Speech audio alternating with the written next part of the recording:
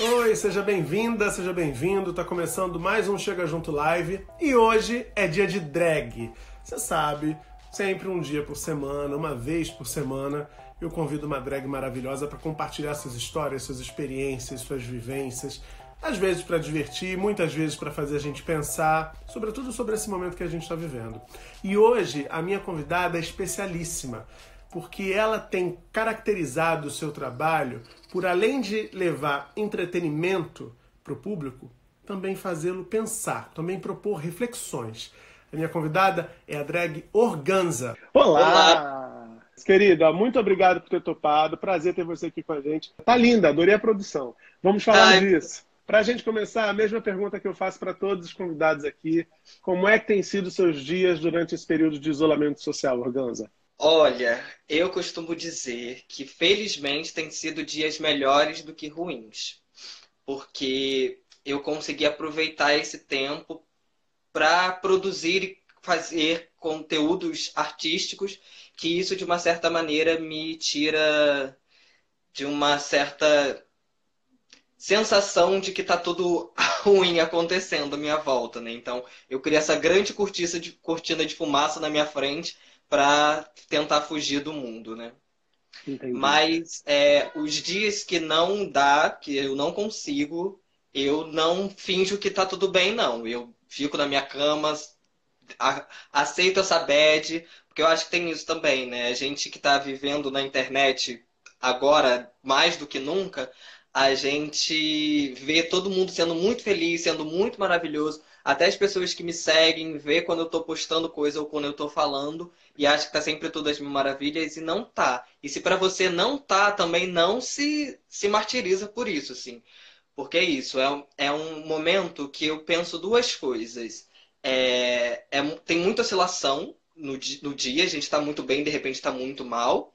E também é um momento que, para quem está podendo ficar em casa, fique em casa e não se cobre de não estar fazendo nada, porque a gente vive uma vida tão louca que a gente não tem tempo nem às vezes para dormir. Então, aproveitar também esse momento para que a gente fique sem fazer nada, sem se cobrar de não estar fazendo nada. Aceitar Tem essa sido assim. pausa, né? É um exercício também importante. Olha, quero começar falando dessa experiência recente que você teve agora nas Casas das Drags. Você participou dessa primeira temporada que acabou ontem com a vitória da Wanda Camburão. Sim. Como é que foi esse rolê aí, Organza? Olha, então, eu conheci a Samara no Drag Star, que foi o primeiro concurso que eu participei. Tem um ano, tem mais exatamente um ano, que ele começou em julho. Não, 2 anos, em julho de 2018. E aí, eu sempre achei que a Samara tinha essa coisa assim de vamos fazer, vamos fazer, vamos fazer. Se eu penso uma coisa, eu vou fazer. E aí, ano passado teve o The Queen e ela falou assim: se inscreve no The Queen. Eu falei assim: não vou, porque eu já estou participando do Drag Star. E aí ela falou: se inscreve. Aí eu fui na estreia do The Queen e de novo, né, uma produção, tudo ali impecável, que é uma drag, uma artista e um produtor, né, a Samara Rios e o Alt, que faz a coisa acontecer. E aí ela falou assim, alguma drag quer vir aqui batalhar hoje? E aí eu fui, porque eu achei que era uma batalha naquele dia. E aí ela Hum, falou, não, então a drag que ganhou a batalha, que fui eu não tava nem montado, eu só peguei uma peruca de alguém e entrei. É a nova participante do concurso. Eu falei assim, o quê? Como assim? Não, eu só vim aqui hoje. E aí eu falei assim, tá bom, vou topar, porque realmente, né, uma produção e a Samara que faz a gente querer participar das coisas. Fui, participei do The Queen, ganhei e tudo mais. Com as casas das drags foi a mesma coisa. A Samara me mandou uma mensagem na quarta-feira de madrugada falando assim: amiga, uma drag não vai poder participar amanhã das casas das drags. Você pode amanhã entrar e participar? Falei assim: posso, claro. Aí ela falou assim: você tem que gravar o vídeo tal, não sei o que e tal. Gravei. Depois eu entendi que era um programa. Pra mim era uma coisa assim. Vai acontecer naquela quinta-feira, eu vou estar lá, oi, minha casa aqui e tal. E não. Só que foi maravilhoso. Eu comecei brincando que eu tinha acabado de chegar na casa de vidro, porque eu entrei assim, do nada. Mas foi uma experiência ótima, porque assim, no início da quarentena, né? no Brasil, na pandemia no Brasil, a gente estava muito envolto com o Big Brother Brasil. Mesmo as pessoas que odiavam aquilo estavam assistindo porque foi o nosso canal de entretenimento. Então, assim, Sim.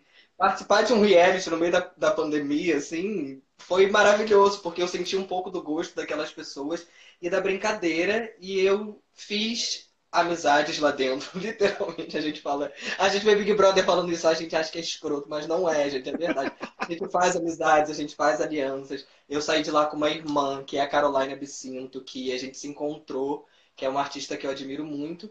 E o programa, como sempre, da Samara é sempre muito bem produzido, muito bem gostoso de participar. E foi uma diversão, uma brincadeira. As pessoas acham que a gente saiu lá de se odiando, mas nada, era tudo brincadeira. Cada um gatou no seu personagem e foi.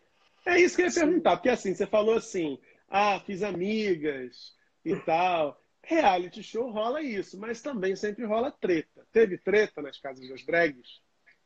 Então, não vou dizer assim, teve treta, mas tiveram coisas polêmicas, e eu acho que é uma questão de opiniões mesmo. Eu acho que a Samara também sempre busca trazer drags de gerações diferentes, e aí, mesmo fora de drag, nós somos pessoas com opiniões diferentes, assim. Então, eu acho que mais sobre isso do que treta ou desavença. Tem tudo que todas as drags lá falaram, eu concordo, e provavelmente nem tudo que eu falei elas concordam, e o público também não concorda. É, eu acho que, óbvio, temos preferências e pessoas que a gente tem mais afinidade. Eu era a drag mais nova de lá, eu tenho 2 anos de drag só. Depois de mim vem a Velma e aí vai indo. Eu tenho uma relação muito íntima e muito próxima com a Velma, fora, fora da casa, no mundo drag. Mas lá dentro eu também não sei se ela foi a pessoa que eu estive mais próxima, porque é isso.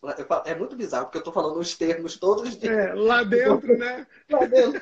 É porque, assim, pra quem não sabe, era realmente um programa ao vivo. E a gente entrava na sala do Zoom por volta de umas 7h30 e ficava lá durante uma hora. E nessa uma hora a gente já estava pronto. A gente ficava ali, de fato, conversando, ou às vezes terminando de se arrumar. Então, assim, a gente vivia essa relação de estar dentro do programa, entendeu? A E ideia é tinha um grupo na genial. Eu concordo com o que você falou da Samara. Eu acho a Samara a Samara eu acho incrível e acho o Rogério um grande realizador, né? É um cara Sim. que batalha e faz a coisa acontecer. Achei incrível. Estou torcendo para que a segunda temporada repita ou aumente ainda esse sucesso. Agora você me falou aí, Organza, que você tem 2 anos de drag.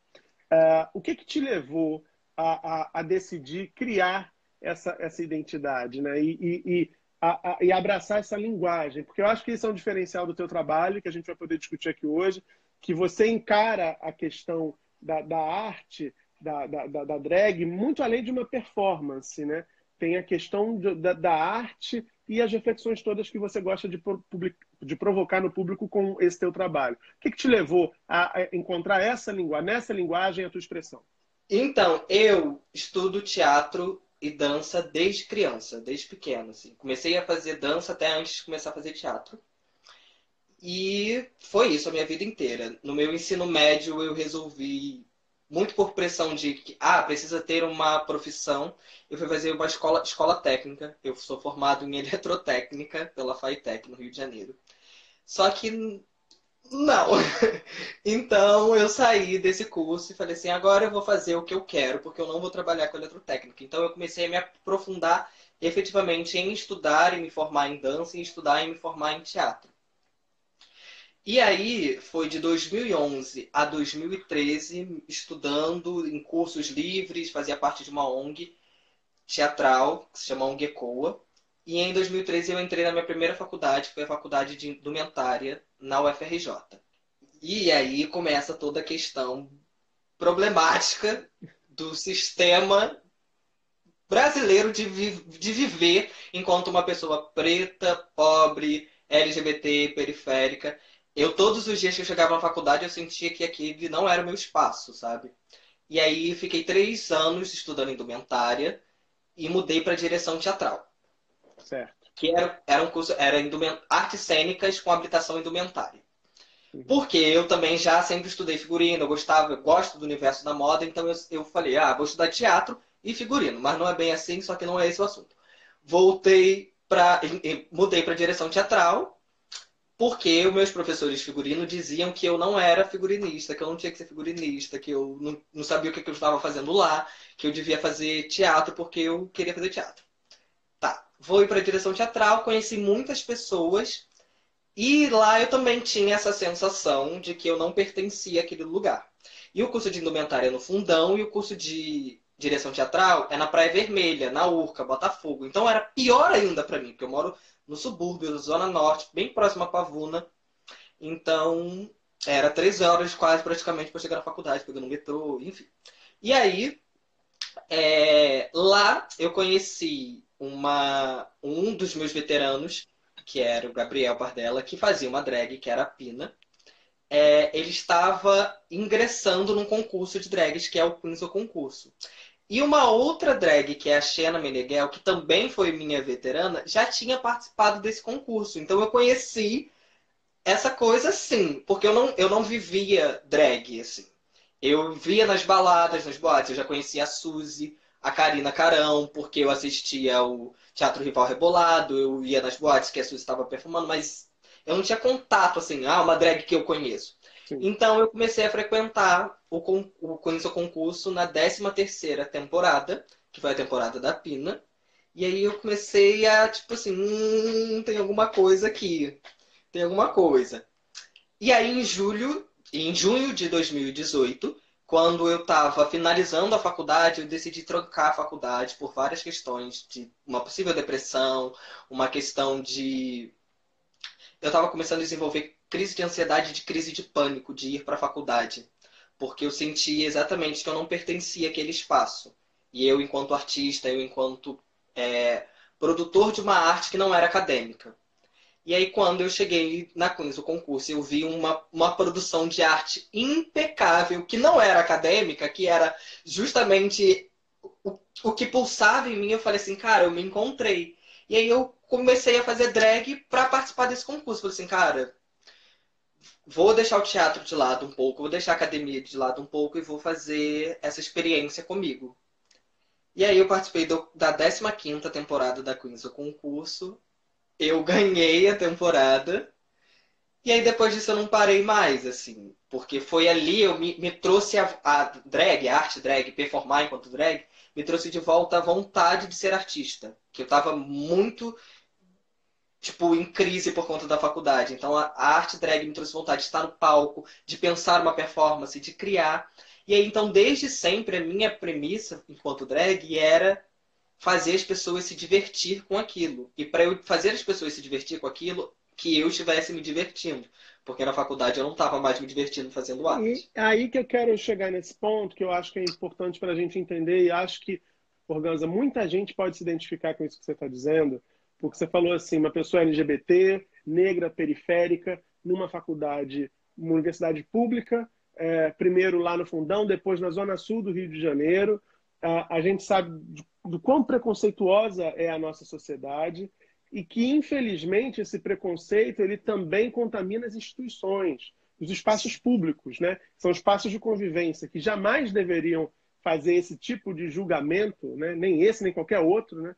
Ou acepção de pessoas, assim, todo mundo cabe numa universidade pública, mesmo numa privada, desde que esteja né, em Uhum. condições de frequentar. Não deveria jamais haver espaço para isso, mas a gente sabe que existe. Como é que isso se mostrava para você? Como é que esses preconceitos se mostravam? Que, por exemplo, quando você me disse assim, os professores diziam que eu não levava jeito para figurino. Quem olha o teu Instagram pode pensar tudo, menos que você não leva jeito para figurino. Então, eu já fico pensando assim, cara, será que isso já era um preconceito? Será que isso já era uma resistência? Porque também a gente tem aquela ideia de que a faculdade de teatro, a faculdade de artes cênicas, as pessoas são mais abertas, né? São mais desprendidas. E, às vezes, não, né? Cara, você tocou no ponto cirúrgico. Eu, em 2013, eu tinha 20 anos quando eu entrei na faculdade, eu ia fazer 21 anos, e eu não gosto de usar a palavra privilégio, porque eu acho que isso não é privilégio, eu acho que o que eu vou falar agora deveria ser básico. Eu sempre tive o apoio da minha família para fazer arte, para ser quem eu sou, para ser uma pessoa LGBT que se expressa dessa maneira como eu me expresso desde criança. Eu costumo dizer que eu fui uma criança viada. Então, quando eu cheguei na faculdade, com 20 anos, eu era um jovem que tinha tudo, vamos dizer assim. Então, eu não estava acostumado a esse confronto dos professores, sabe? Então, eu cheguei lá justamente acreditando isso que você falou. Ah, é uma faculdade de artes, eu faço teatro, eu faço, né, eu vivo disso, vai ser ótimo, porque as pessoas lá vão se entender. E não, porque a maioria dos meus professores de indumentária, eles nem figurinistas são, eles são pesquisadores da indumentária, né? Então eles não vivem o figurino na prática. E aí, o que eles me diziam era que meus projetos de figurino, eles eram muito teatrais e muito artísticos. E eu não entendia isso. Por quê? Depois eu fui entender. Porque a faculdade de indumentária da UFRJ, ela é focada estritamente para a televisão. E um cinema ali, assim.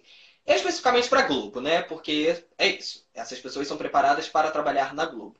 E eu nunca quis trabalhar com TV nem com cinema. Eu queria trabalhar com teatro.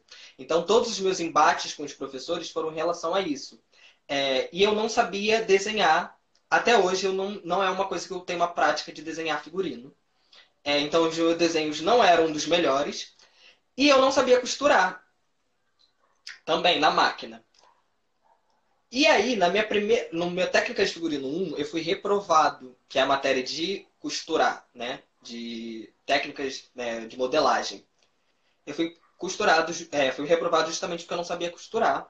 E aí, então, juntou, eu não sabia desenhar, eu era o aluno que não sabia desenhar, eu era o aluno que não sabia costurar, que eu deveria aprender isso na faculdade, até porque eu tenho aula de costura na faculdade, eu tenho aula de desenho na faculdade para aprender. E se eles me passaram no THE que eu tenho um desenho para ser feito e eles me aprovaram, então eles me aceitaram lá. E aí eles diziam isso, tipo, ah, por que você não troca de curso? Não era assim tão incisivo, você não Sim. tem que estar aqui. Mas era, você deveria trocar de curso, você deveria fazer direção teatral. Você deveria mudar para pintura, porque eu não sabia desenhar, mas eu sei pintar muito bem, manusear as cores muito bem. E, como você falou sobre o meu Instagram, eu entendo a concepção, o que combina com o que, as conexões do figurino. Só que naquela época, com 20 anos, e tendo essa criação que eu tive de ter sido abraçado, eu achava que eu realmente não devia estar ali. Hoje, com a cabeça que eu tenho hoje, eu com certeza teria falado, quem não devia estar aqui é você, linda, porque eu fiz uma prova, eu fiz um THE, eu fiz um Enem, eu tô aqui porque eu mereço estar aqui. Então eu realmente entreguei os pontos nesse sentido, entendeu? Porque eu acreditei que eles não que o que eles diziam era verdade. E aí, em 2015, eu comprei uma máquina de costura e eu aprendi a costurar sozinho, tipo, por mim mesmo. Porque eu achava um absurdo, isso é uma questão até hoje pra mim, alguém me dizer que eu não sabia fazer uma coisa ou que eu não poderia fazer uma coisa, sabe? Então, eu sou taurino, pra quem não sabe, eu sou muito teimoso e quando eu boto uma coisa na minha cabeça, eu vou até o final. Que bom, né? É, Porque assim, o que não falta é gente dizendo não, né? O que não falta é exatamente. gente dizendo não. Se a gente parar em todos os não, a gente realmente vai parar. E não, como diz a minha mãe e é isso que eu ia falar, da minha mãe e da minha avó. Minha mãe sempre me ensinou. O não a gente já tem. A gente sempre vai atrás do sim.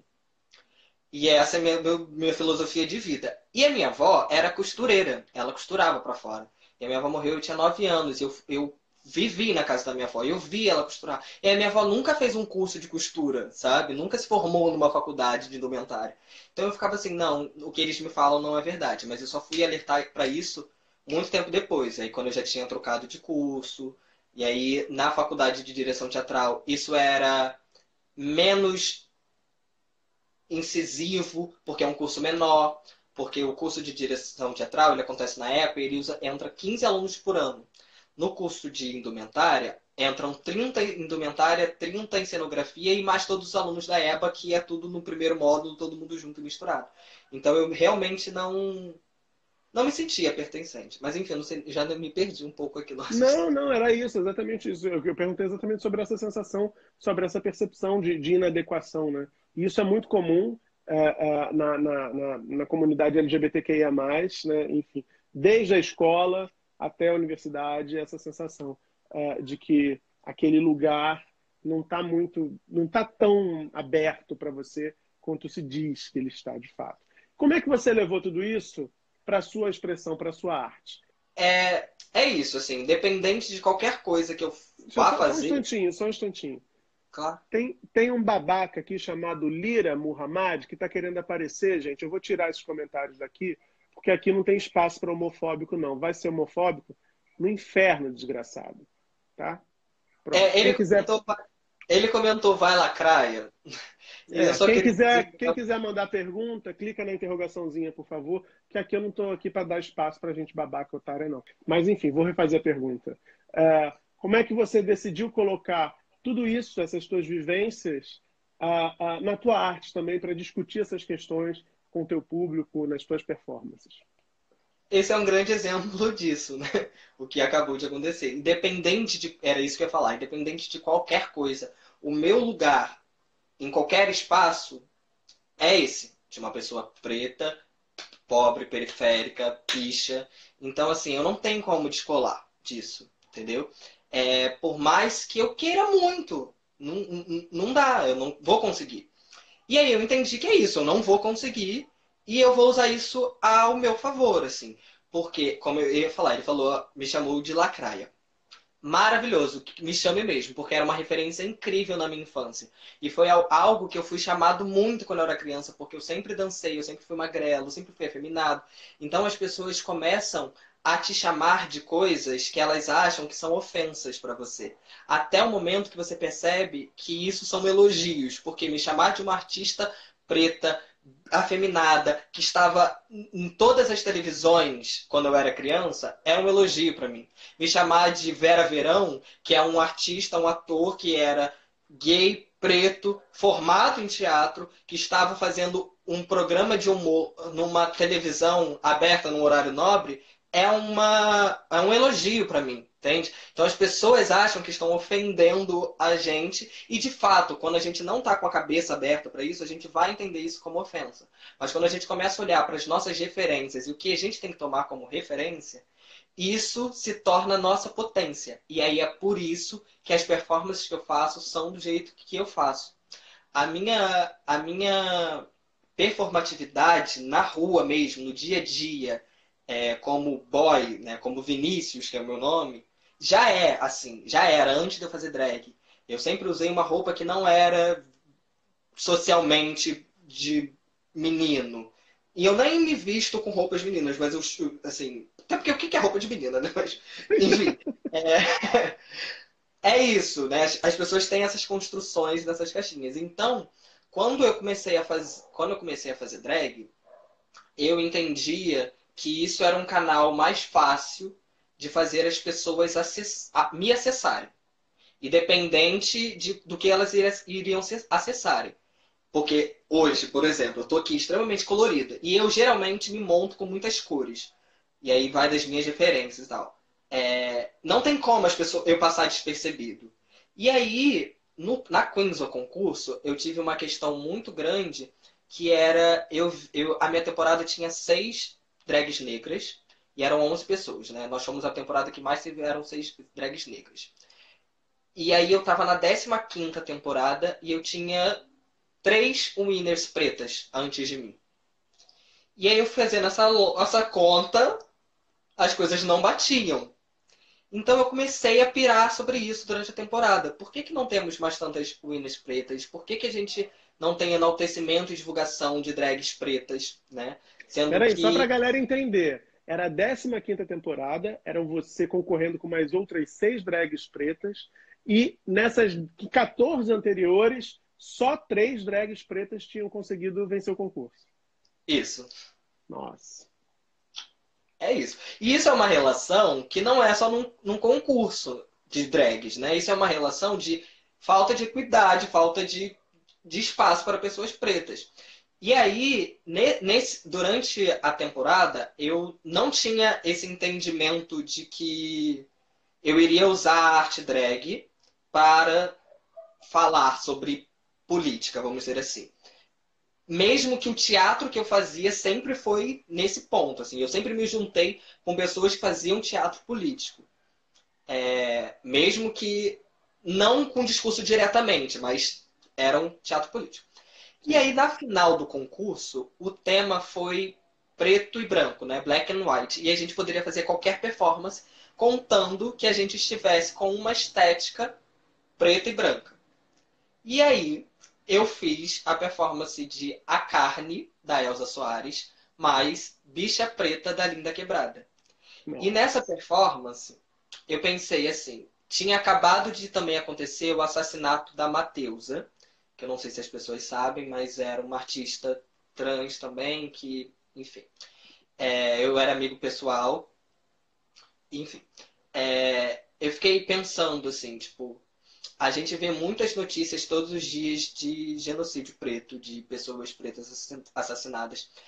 E é isso que eles fazem a gente acreditar, né? Que a gente é um povo para ser assassinado. E eu falei assim, não, eu vou mudar isso agora. Eu não vou fazer dessa performance mais uma performance para dizer, olha como vocês estão nos matando. Pelo contrário, eu vou fazer de uma performance para a gente existe, a gente vai ocupar lugares e a gente é tão potente ou mais do que a branquitude. E a gente não nasceu para ser escravizado, a gente nasceu para ser rainhas, reis, realeza. Então essa performance começa com a carne, com a diáspora. É muito engraçado porque eu cheguei com uma roupa cheia de barcos de papel branco, uma roupa preta com barcos de papel branco. E aí todo mundo, ai, barquinhos de papel, que lindo, que fofo, tal, não sei o quê. E aí quando começa a performance, as pessoas entendem o que são esses barcos de papel, né? Que foi assim que a gente chegou no Brasil. E aí eu termino a performance pintada com hologramas não, como é que é? Gráficos brancos como o Olodum, e eu tô com tranças, e eu termino essa performance com todas as bichas pretas e drags pretas que frequentavam a Queens. Eu cheguei na Queens e falei assim, no final da minha performance, você entra na minha performance? Entra na minha performance no final. Todas as pessoas pretas que estavam no TV Bar naquela noite entraram no final da minha performance. E eu termino essa performance olhando para um telão que tinha atrás de onde era a performance. Todo mundo entra e vira para esse telão. E essa performance termina com o desfile da Mateusa, que ela desfilou para o Fernando Cozendei. E ali, nesse dia, eu entendi que é sobre isso. É mostrar que a gente existe, que a gente ocupa lugares, assim. Porque tudo que se falou da Mateusa só se falou depois que ela morreu.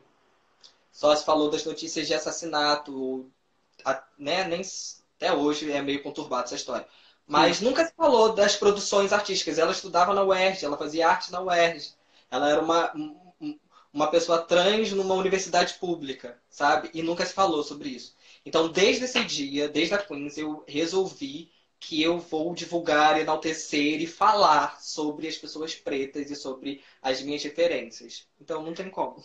E aí, eu quero saber das suas referências, mas antes eu vou fazer uma pergunta, porque acho que conecta com isso que você acabou de dizer, que é o impacto disso no público. Porque tem muito uma ideia de que, não só na noite, nas boates, entre os diretores artísticos, não só entre essa galera, mas também na televisão, muita gente no teatro, no cinema, que a comunicação precisa ser muito fácil.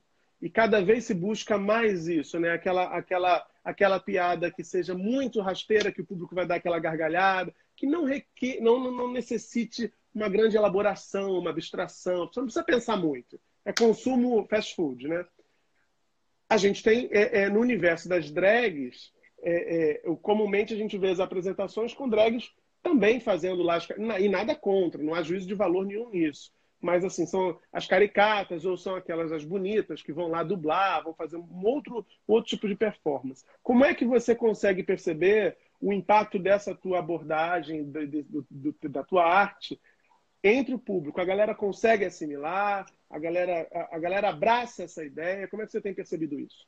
Então, vindo do teatro, eu acredito que eu tenho artifícios e maneiras de conseguir chegar de maneiras mais palatáveis e que as pessoas se identifiquem com aquilo. Mas isso também depende de quando eu quero e quando eu não quero. Porque às vezes a gente precisa falar diretamente, né? Porque senão as pessoas fazem a maluca e fingem que não estão entendendo o que a gente está falando. E aí eu entendo esses lugares dessa comédia, dessas mensagens diretas, porque isso se realmente é cultural. Eu falei da Praça é Nossa, né, do Jorge Lafon, era esse o tipo de comédia que a gente tinha. E aí enfim, eu entendi, principalmente na quarentena, porque eu comecei a fazer lives falando sobre questões, né, pretas, inclusive é uma série de lives que eu tenho que se chama Nota Preta, que fala sobre as perspectivas de pessoas pretas na nossa sociedade, que para quem não sabe é bem racista. E aí eu comecei a perder muitos seguidores, eu comecei a não ter tanto engajamento, e é assim com as minhas performances também. As pessoas não querem abrir mão de privilégios, as pessoas não querem ouvir as coisas que elas querem ouvir. Quando as pessoas veem uma drag, elas querem só se divertir com aquilo, entende? E eu realmente entendo que você não foi assistir um show de drag para ficar levando uma palestra ou uma militância. Mas entendam, se eu não realmente precisasse falar das coisas que eu falo, eu não estaria falando. Então, se a gente ainda está falando, se a gente ainda está questionando machismo, questionando LGBTfobia, questionando racismo, é porque essas coisas ainda estão existindo. E no meio drag, eu ainda, que não é meu lugar de fala, mas eu ainda acrescento uma ideia de gordofobia, que é muito, muito estruturada. Piadas com gordos, piadas com pretos, piadas com afeminados, vindo de pessoas que são gordas, pretas, afeminadas. Então, assim, a gente está só reproduzindo uma coisa que, assim, já deu. Mas, por outro lado, aí a gente vive numa sociedade capitalista, dentro de uma cultura, da cultura pop, que a gente precisa vender. E é, infelizmente, hoje, isso que vende. Mas eu fico muito feliz, porque dentro da minha geração drag, existem outras drags que também já estão quebrando esses estereótipos de fazer comédia, esses estereótipos de fazer drag. Não é sobre não fazer caricata, não é sobre não fazer fina, não é sobre isso. É sobre realmente não falar coisas que são piadas e brincadeiras que matam pessoas, né? E que não cabem mais, né? Eu te entendo, eu acho que é um movimento. Eu fico feliz, por isso que eu fiquei tão feliz quando eu te conheci e quando fiz o convite você topou. Porque eu acho que é um movimento, esse é um movimento que é muito grandioso, ele está presente em tudo. Se você olhar os programas de humor mais novos, eles são completamente diferentes dos programas de humor que a gente tinha nos anos 80, quando eu cresci, por exemplo, sou mais velho que você. A gente cresceu vendo o Didi chamar o Mussum de crioulo na televisão. E naturalizou aquilo. Eu entendo que não havia um desejo de se levar uma mensagem racista, mas Uhum. o impacto negativo daquilo sobre toda aquela geração e a geração seguinte é imenso. Porque quando o menino chamava o coleguinha de crioulo na rua, ele não estava necessariamente brincando como o Didi fazia com o Mussum. Ele estava querendo ofender, estava querendo estigmatizar. Então, assim, hoje em dia você não pode nem imaginar um programa de humor que tem esse tipo de linguagem ou que abraça esse tipo de comportamento como se isso fosse graça. Não existe mais, Uhum. infelizmente. E é muito bom saber que no meio drag também existe essa renovação e que pessoas como você trazem esse frescor. A Samara Rios acabou de entrar aqui dizendo que está amando esse papo. Samara, sua linda, beijo. Vou botar aqui perguntinhas da caixinha que a galera está mandando. A primeira, Organza, eu acho que você vai querer botar no currículo. Você me lembra RuPaul. Sim, obrigado. Eu já vou anotar aqui, gente. Ó, me fala o seguinte. Você falou de influências. Me conta quais são as suas influências, então. Já que a gente falou de RuPaul, que eu acho que, né? Então, as minhas influências para a construção da minha drag não são primeiro drags, né? São movimentos artísticos e movimentos sociais. A minha maior influência é o carnaval. Quem for lá no meu Instagram vai ver que eu sou muito colorida, que eu gosto dessa estética. Porque a minha família é de carnaval. Eu nasci em maio de 92 e em março de 92 a minha mãe desfilou grávida de mim, com 7 meses. Então vocês imaginam que não tem como. E a minha família vive o carnaval excessivamente. E eu acredito que o carnaval é o maior estado de potência do corpo humano. Por que eu digo isso? porque a gente não tem preocupação, a gente não tem julgamento. A gente sai de casa naqueles 4 ou 10, ou às vezes um mês, dias, se sentindo realmente poderoso. E aí, tanto faz se você está com uma fantasia mega elaborada ou se você realmente está com um pedaço de pano enrolado no seu corpo, você sai de casa como se você fosse a maior potência do mundo. E é assim que eu me sinto quando eu tô em drag. E tem uma relação com a minha infância muito grande, porque eu vivia o carnaval de rua, eu desfilava quando eu era criança, e eu sentia essa potência, essa energia, essa vibração do corpo. Então o carnaval, inclusive eu estou aqui hoje assim, porque eu saía de bate-bola, eu me vestia de palhaço. Então acho que a drag me traz essa coisa de viver a fantasia, sabe? E eu vivo essa fantasia. Porque tem uma coisa também que o carnaval tem essa relação com as minhas performances. O carnaval é um ato político. O Sim. carnaval, ele é quando a comunidade vem dizer para a sociedade o que, que a gente está vivendo. Entende? Hoje em dia a gente tem uma espetacularização, muito por conta da mídia e tudo mais, mas o carnaval, antes de existir a apoteose, inclusive nos primeiros anos, lá nos anos 80, início dos anos 90, a gente tem uma imagem que é icônica do carnaval, que é mesmo proibido olhar por nós, que é do carnaval do Joãozinho 30, que é o Sim. Cristo Redentor que a igreja proibiu de sair. E é isso, a gente está ali para fazer crítica. E o carnaval de ano passado, ou esse ano agora, porque 2020 teve 300 anos, né? Então eu tô perdida. Da Mangueira falando sobre Jesus, sobre a Igreja Católica. Não, é tudo muito político, mas com esse viés a gente está aqui festejando e de repente uma porrada na tua cara. Então eu Olha, entendo. vou aproveitar esse momento perfeito para fazer aqui o anúncio para a galera que na próxima quinta-feira eu vou conversar justamente com o Leandro Vieira, carnavalesco da Mangueira, que concebeu esse roteiro. Fiquei até arrepiado aqui. Concebeu esse roteiro, eu estava lá, aquele desfile da Mangueira dava vontade de morar nele pro resto da vida. Lindíssimo. Então, semana que vem, na quinta, 9 da noite, Leandro Vieira vai estar aqui no Chega Junto Live batendo esse papo comigo. Mas eu não vou perder por nada na minha vida, gente, que esse homem, ó. Enfim, e sobre esse desfile da Mangueira tem uma coisa muito específica que começa falando que Jesus, né, é uma pessoa de nós, né? A comissão de frente era isso. Para quem, né, não sabe, Jesus era pobre. Jesus não era branco europeu. E Jesus andava com pobres, viados, provavelmente, que eles existem esse tempo todo. Andava com as prostitutas. E aí eu falei assim, pô, mas ele botou Jesus branco? Que coisa. Fiquei meio assim. E aí, no final do desfile, vem a imagem de Jesus, um menino favelado, louro, crucificado a tiros. E essa imagem foi uma referência para eu fazer uma montação, tá até no meu feed, que eu fiz no dia da Páscoa, que tá lá, que é inclusive com uma citação da Linda Quebrada, que hoje eu acredito Você que a Linda Quebrada é uma figura mais próxima a Jesus do que o Jesus europeu que a gente tem. tá no teu feed, eu acho que eu vi você tá fazendo Like a Prayer, não é isso? Isso. É Maravilhoso. Like a Prayer, da Madonna. É uma sequência, né? Tem o primeiro uma arte de Jesus crucificado, né? Que é um eu mesmo. Eu tô maquiado, mas é como se fosse eu de boy. E depois Uhum. tem uma de Jesus chegando ao céu, como drag. E depois tem a performance mesmo, que é Like a Prayer, da Madonna. Porque eu fui criado na igreja católica também. Então, eu estudei, eu quase fui padre. Tem isso também na minha vida. Nossa, o segundo convidado que quase foi padre essa semana aqui. Então, assim, esse universo é muito grande pra mim. Mas é isso, voltando para as referências. O carnaval é a principal delas.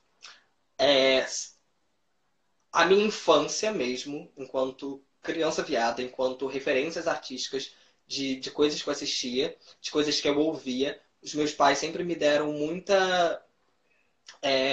conteúdo artístico para assistir, enquanto músicas, enquanto filmes. Eu nunca fui muito de ler livros, eu não me prendia, porque eu sou muito hiperativo, então ler livro era uma certa agonia.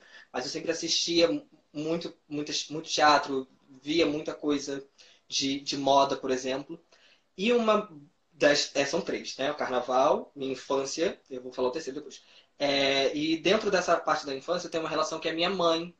Minha mãe, que ela, desde sempre ela trabalhou fora. Então eu sempre via minha mãe se arrumando, se produzindo para sair de casa. E a minha mãe, minha filha, ela era impecável. Até hoje ela ainda é. Inclusive eu fiz uma montação da minha mãe no Dia das Mães. Também tá lá no meu feed.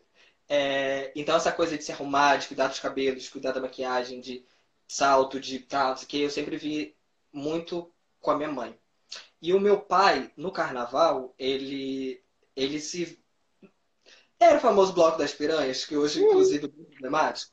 Mas então eu via o meu pai, que era essa figura de masculinidade que eu tinha, vivendo essa fantasia todo ano. Então, eu nunca... Pra mim, essa coisa do que era de homem, do que era de mulher, nunca foi definido, assim. Inclusive, eu tenho uma imagem que é dos meus irmãos. Eu tenho três irmãos, eu sou o quarto. Cada um com uma foto com seus brinquedos. Aí meu irmão mais velho com naves espaciais, carros, essas coisas. Minha irmã com os ursinhos, bonecos, e meu irmão mais perto de mim com vários carrinhos e bonecos. E eu com assim, ursinho, boneca, carrinho, boneco, Power Ranger, com um bar, Maravilhoso. uma coisa assim. Eu, desde criança foi assim. Samara tá dizendo, Murilo, você precisa ir na casa da Organza. A mãe faz um café da manhã perfeito. Opa, deixa passar essa pandemia. Pode vir, ela vai adorar. Ela adora fazer esse tipo de coisas. Que a Samara já veio aqui em casa por causa do The Queen. Essa história também é ótima. E o terceiro é um movimento que é o afrofuturismo. Inclusive, eu não sei se o Rura ainda está aqui. Inclusive, se eu falar besteira, depois ela vai... Não, mas é um movimento que é um movimento filosófico, um movimento estético, principalmente cultural, que mistura uma ideia de fantasia e ficção científica com uma arte preta, com uma arte africana, com a ideia de que existe um futuro preto tecnológico, um futuro preto artístico. E é um movimento artístico assim muito grande, que influencia junto com o carnaval muito a minha estética enquanto drag. E perceba, esse movimento estético que produz moda, produz figurino, produz direção de arte, produz estéticas de clipes, de filmes de vários artistas, eu não conheci na faculdade de indumentária. Eu não conheci na escola de belas artes. Eu só fui conhecer depois que comecei a fazer drag. Então, assim, eu tento juntar esses três elementos, que são as minhas maiores diferenças, toda essa minha relação com a infância, inclusive a maioria das minhas performances tem alguma ligação com a minha infância e como eu vi o mundo, até porque Organza hoje é como eu acreditava que eu era, assim, quando eu era criança, quando eu tipo, imaginava que eu era uma superestrela, quando eu Ah, é? imaginava que... tem um pouco disso. O carnaval, que é essa diversão e essa potência, E o e o afrofuturismo. afrofuturismo, que traz também essa questão política, de dizer que pessoas Maravilhoso. pretas têm futuro. Né? Maravilhoso. Deixa eu ler aqui, tem muita pergunta na caixinha. Ah, Já falei, ah, eu falo muito, você me corta. Senão, Vicente. Não, mas tá maravilhoso. Entrevistado bom é quem fala. O Vicente está perguntando, referência a lacrar e empoderar. Como seu discurso aparece esteticamente nas suas performances? Ela deu um exemplo dessa performance do Queen, do The Queen, né, que ela surgiu para falar da questão do racismo na sociedade brasileira. E aí eu acho que cada performance você busca o tema e busca a forma de levar essa mensagem, né, Orlando? então, como eu falei agora, Lacraia é uma referência da minha infância. Inclusive, lá na Pink Flamingo, eu já fiz uma performance vestida de Lacraia e performei enquanto Lacraia. Foi no dia que foi um especial funk, porque o que eu faço com as minhas performances é tentar ressignificar coisas que até então ferem a gente, que usam para nos ferir e trazer isso como potência. Uma referência musical e de artista hoje, presente na minha vida, é a Linda Quebrada. E ela pegou o termo bicha preta, que era um termo, termo bastante pejorativo, e transformou isso como potência. Isso também tem uma relação com o afrofuturismo, isso tem uma relação de empoderamento. Então, assim, eu tento sempre trazer nas minhas performances coisas que me julgavam e me botavam para baixo hoje como potência, assim como tipo Lacraia, El Chan, que eu já performei também, que eu Não, você dançava. ressignifica, né? Você acaba se apropriando disso que tinha uma ideia pejorativa para poder mostrar exatamente a força, a potencialidade disso, né? Tem mais uma pergunta aqui. Edivaldo Duarte Barbosa quer saber qual a origem do seu nome artístico, Organza. Organza é um nome de tecido, não é? É isso. Ah! Então, quando eu comecei a me montar, eu já tinha essa coisa pela moda. Gente, eu ia ser uma drag completamente diferente do que eu sou hoje. Eu queria ser uma, tipo, fashion queen. Não que eu não seja, eu sou. Mas dentro de uma outra ideia que tinha na minha cabeça, muito embranquecida, muito padronizada, que não é o que eu sou, mas eu sou uma fashion queen. E aí, eu queria algum nome que tivesse uma relação com o Vinícius, com o que o Vinícius fazia, e com essas coisas todas que eu falei hoje, né? Do carnaval e da minha infância, principalmente. O afrofuturismo ainda não tinha entrado. Então eu falei assim, eu vou escolher o nome de um tecido. E eu procurei durante muito tempo nomes de tecido com a letra V. E aí não acontecia, não acontecia, não acontecia. E eu em casa eu comecei a me montar em maio, dia 20 de maio. Eu em casa tinha muitos tecidos de organza, porque no carnaval eu tinha feito várias roupas de organza para mim, para meus amigos, para vender. E aí eu falei, cara, organza, tá aí, é uma coisa que tá na minha vida, é um nome de tecido e é um tecido usado no carnaval. Pronto. Foi Perfeito. isso. Falta 1 minuto e 57 já para acabar. Querida, quero te agradecer muito, mas quero te perguntar, fazer a última pergunta para você. Qual vai ser a primeira coisa que você vai querer fazer quando o estudo passar e a vida voltar para os eixos? Eu vou fazer teatro. Subir num palco, performar. Eu tô sentindo muita falta disso. E também vou abraçar meus amigos fora do universo drag, que foi uma coisa que a pandemia me trouxe de volta. Eu tava muito descolado deles. Então hoje inclusive eu vou sair daqui, eu vou para um aniversário num Zoom de um amigo meu. Querida, que seja logo, viu? Obrigado, sucesso para você. Foi ótima a conversa. Foi ótimo. Um beijo. Beijo, gente. Ó.